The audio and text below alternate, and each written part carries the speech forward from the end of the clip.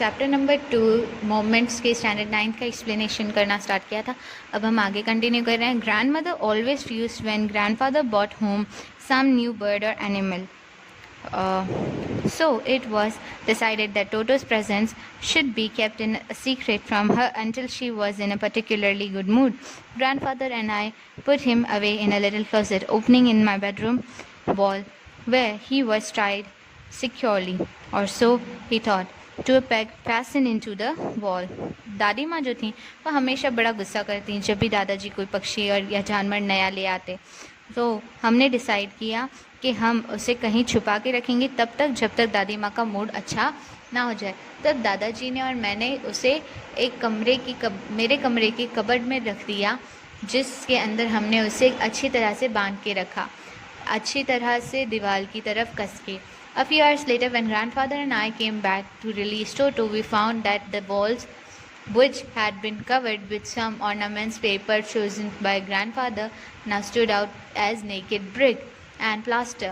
The peg in the wall had been wrenched from its socket, and my school blazer, which had been hanging there, was in shreds. I wondered what grandmother would say. अब यहाँ पर क्या हुआ, कुछ घंटों बाद जब दादाजी और मैं वापस लौट के आए तब हमने देखा कबर्ड को खोल कर टोटो को खोलने के लिए। तब वहाँ पर कुछ ज़रूरी सामान वगैरह थे और कुछ पेपर्स थे जो दादाजी ने रखे थे, और मेरे जो वहाँ पर अब कुछ नहीं था बल्कि सिर्फ़ और सिर्फ ईंटें और प्लास्टर दिखाई दे रहा था। और जो वहाँ पर मेरे स्कूल का ब्लेज़र लटका हुआ था वो भी अब छोटे छोटे टुकड़ों में बंध गया था। अब हमें फ़िक्र हो रही थी कि दादी माँ क्या कहेंगी। But grandfather didn't worry, he seem please with Toto's performance. दादाजी को लेकिन कोई फ़िक्र नहीं थी, वो इतनी चिंता नहीं कर रहे थे। उन्हें तो बल्कि अच्छा लग रहा था क्योंकि टोटो बहुत अच्छा परफॉर्म कर रहा था। He is clever said grandfather, वो बहुत ही समझदार है और बहुत ही तेज़ दिमाग। Given time I am sure he could have tied the torn pieces of your blazer into a rope and made his escape from the window. मुझे ऐसा लग रहा है कि उसने तुम्हारे ब्लेज़र के टुकड़ों से एक रस्सी बनाई होगी और उससे वो यहाँ खिड़की से भाग गया होगा।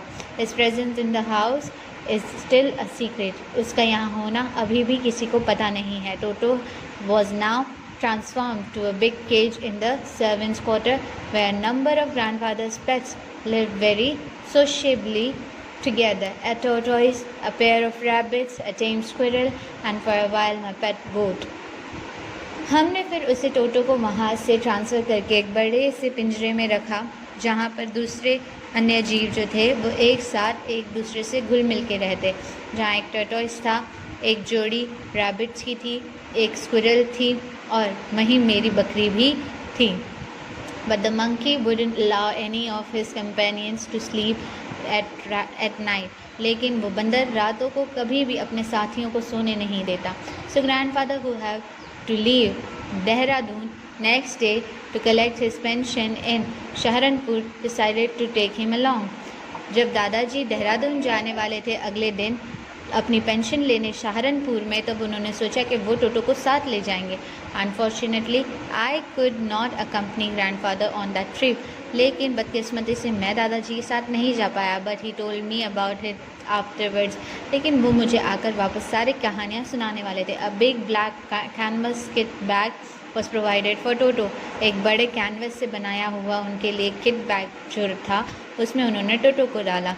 This with some straw at the bottom, और नीचे कुछ सूखी घास थी। बिकेम हिज न्यू अबोर्ड, अब वो उसके जाने के लिए एक नई सीट थी।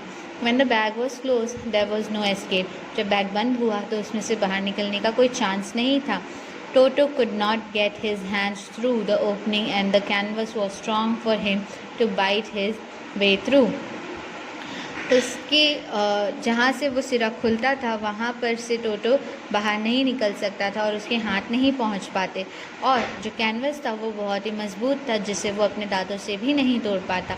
His efforts to get out only had the effecting of making the bag roll about on the floor or occasionally jump into the air, an exhibition that attracted a curious crowd of onlookers on the Dehradun railway platform.